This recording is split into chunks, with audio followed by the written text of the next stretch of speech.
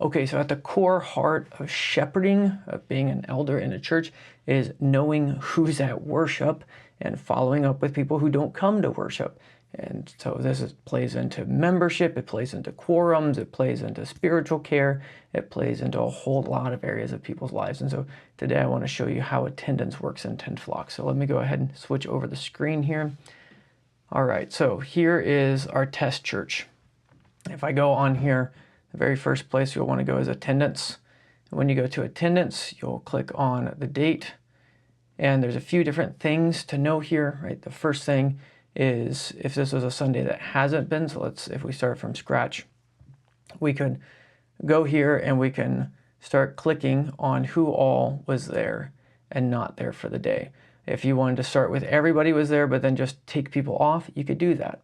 And so this is how you're able to do attendance. Normally, one of my elders, the clerk of our session, he pulls me to the side after church. We spend about maybe 2 or 3 minutes on this, about actually putting in people's names, and we're able to get it done pretty fast. Then when I come home, our church keeps track of who's been there or how many people joined online. That's a setting you can enable in the attendance section, and you can have that up here. So if I was to go to attendance, we could keep track of online streaming. So if we did that and we came over here, now we could keep track of online. And so, for an average Sunday for us, let's say there's something like 95 people or whatever, made up number, but you can just put in a number there for how many people joined you online, if that's something you want to keep track of. If you want to keep track of it's a communion Sunday or not, you can also come over here and click that it's been a communion Sunday. Now, one of the neat things about this is that normally people who come to worship, they typically take communion, and if that's something that you want to keep track of, you're able to just say all communicants, right? And everybody who is a communicant child or is a communicant member is allowed to come to the Lord's table, or you're able to click it and it will automatically filter who is and isn't approved to come to communion. That's again based on their membership settings and things like that. But you're able to see here this little C means child. And so maybe this David, I don't know if we clicked on his name, find out that he's a child, but he's actually 16, and so he's of age, and so he's able to take communion.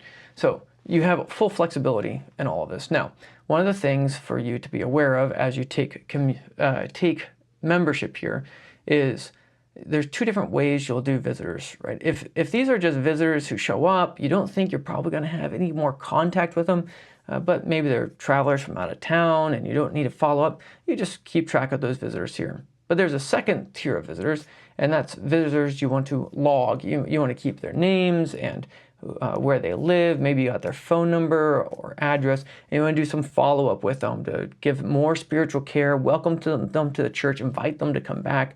It's a really powerful part of the system here. And so that's where you would actually log your visitors. I would encourage you not to log them here right now. So go ahead and press save for all of this, save morning worship attendance. And then when you're done with that, then what you would do is, notice you counted 2 visitors on July 12th.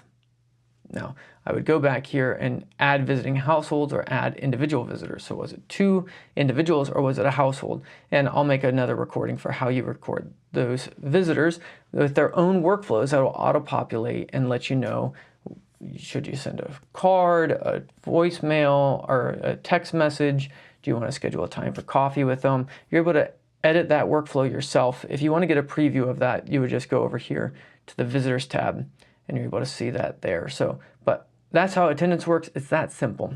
So what can you do with attendance? Well, one of the valuable things with attendance, if we go over here to our reports, if we go to our reports and we want to do a quorum, right? In our church, to have a quorum, we need 50% of the resident active members. So 50% of the people who live within a certain radius and come a certain amount of time. So at our church, it's live within 25 miles radius of the church and come at least 75% of the time. That's what we consider resident active members. And so we're able to go to a quorum report. This is fake data. This is not our church. This is a fake church. And their quorum eligible are 74. And it will tell you who they are, what their attendance rate is, how far they live from the church. It will also tell you when you get down to the bottom who is not a communicant member necessary for a quorum. And you're able to see those different pieces there. What's their attendance? Well, this person, Miriam Brooks, doesn't count as a resident active member. You don't need her for a quorum because she hasn't come at all for the last year, even though she lives only 7.5 miles away from the church. And so what's the reason? Low attendance.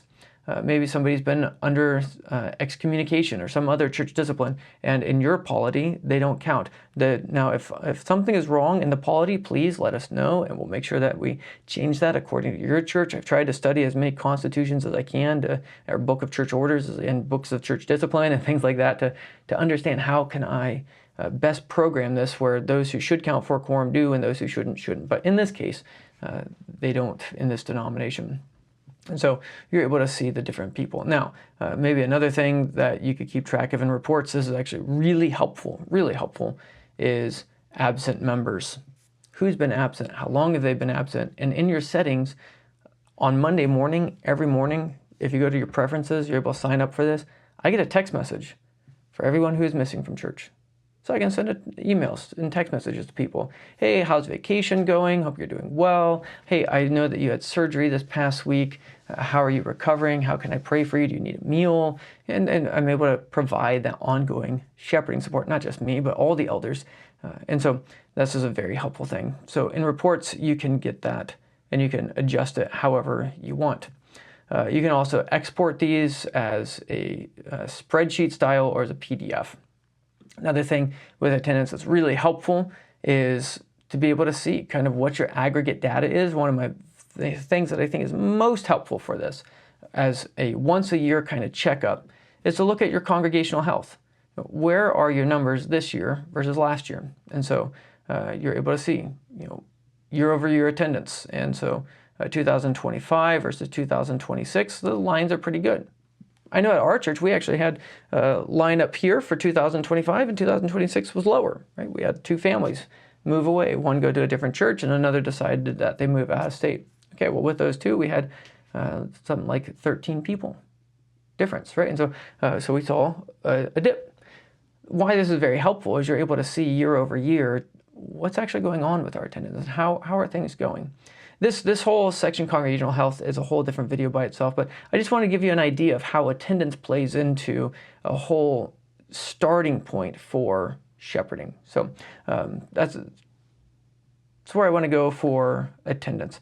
Well, maybe one last thing is contact gaps. This is one of the areas where you're able to find people are just slipping through the cracks, and attendance plays into this too. And so this is a section that you're able to enable in your preferences and your settings. And so feel free to go to your settings and turn it on if that's something that you want. But contact gaps in our congregation has proved very helpful. So I'm able to keep track of, I've not gotten a hold of this. Nobody's gotten a hold of this person. There's no pastoral care note. They've not come to church for 3 weeks. Somebody should probably get a hold of them, right? And so all this is about is good shepherding. Good shepherding, trying to care for God's people well. So I hope this is helpful to you. I'm going to go ahead and switch over here. I hope this is helpful to you, and attendance is kind of the core backbone of the system. I'll talk to you later. Bye.